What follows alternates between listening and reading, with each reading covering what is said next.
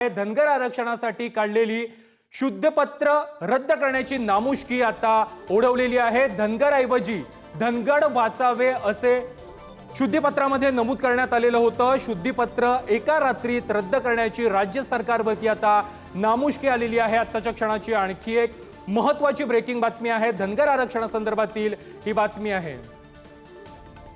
या संदर्भात अधिक माहिती देत आहेत आमचे प्रतिनिधी अजय माने। अजय, धनगर आरक्षणासंदर्भात राज्य सरकारनं जे शुद्धीपत्रक काढलेलं होतं ते रद्द करण्याची नामुष्की राज्य सरकारवरती अवघ्या एका दिवसात ओढवलेली आहे।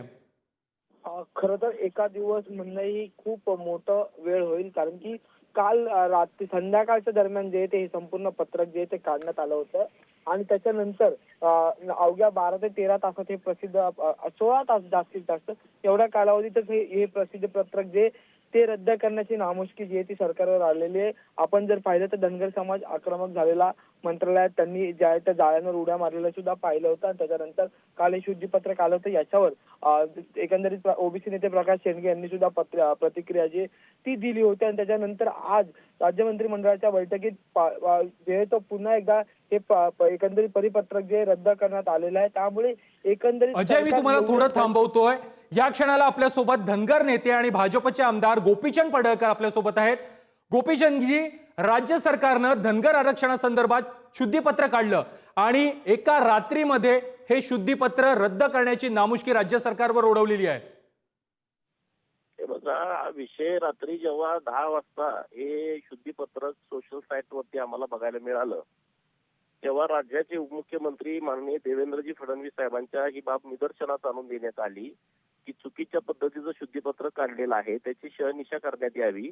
त्यांनी तात्काळ महसूल व वन विभागाचे हे शुद्धीपत्रक असल्यामुळं त्यांनी राधाकृष्ण विखे पाटील साहेबांना तात्काळ याबाबत सूचना दिल्या आणि बाब निदर्शनास आणून दिली।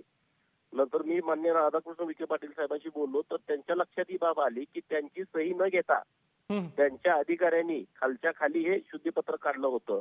त्यांनी तात्काळ ते शुद्धीपत्रक रद्द करण्याच्या सूचना दिल्या। रात्री ते शुद्धीपत्रक रद्द केलेलं आहे। आता आमची मागणी सरकारला अशी आहे की खोडसाळपणे, जाणीवपूर्वक धनगर आरक्षणाला खोडा घालण्याच्या दृष्टिकोनातून हे अधिकारी सरकारची कोणतीही परवानगी न घेता मंत्री महोदयाची त्याच्यावरती स्वाक्षरी नसताना कसं काय शुद्धीपत्रक काढतायत, त्याच्यावरती तात्काळ कारवाई केली पाहिजे।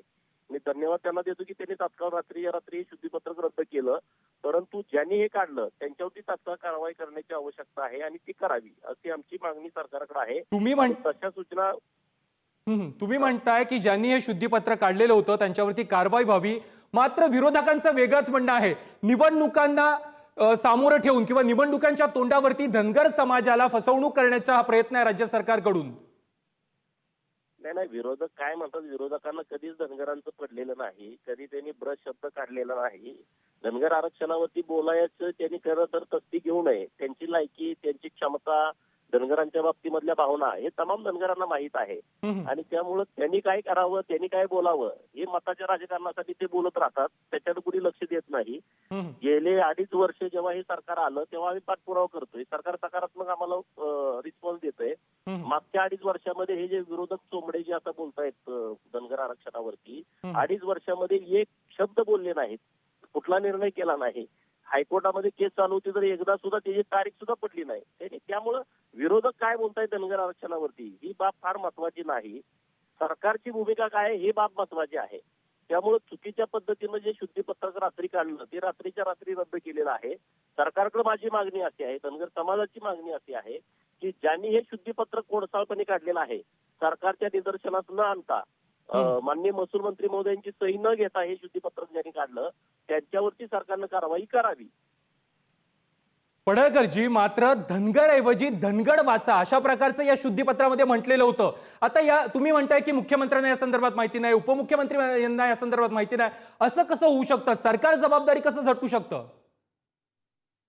रात्रीमध्ये रद्द केलं ना सरकारने, निदर्शनात सरकारच्या बाब आणल्यानंतर सरकारनं जे शुद्धीपत्र काढलं तर रद्द केलं नसतं।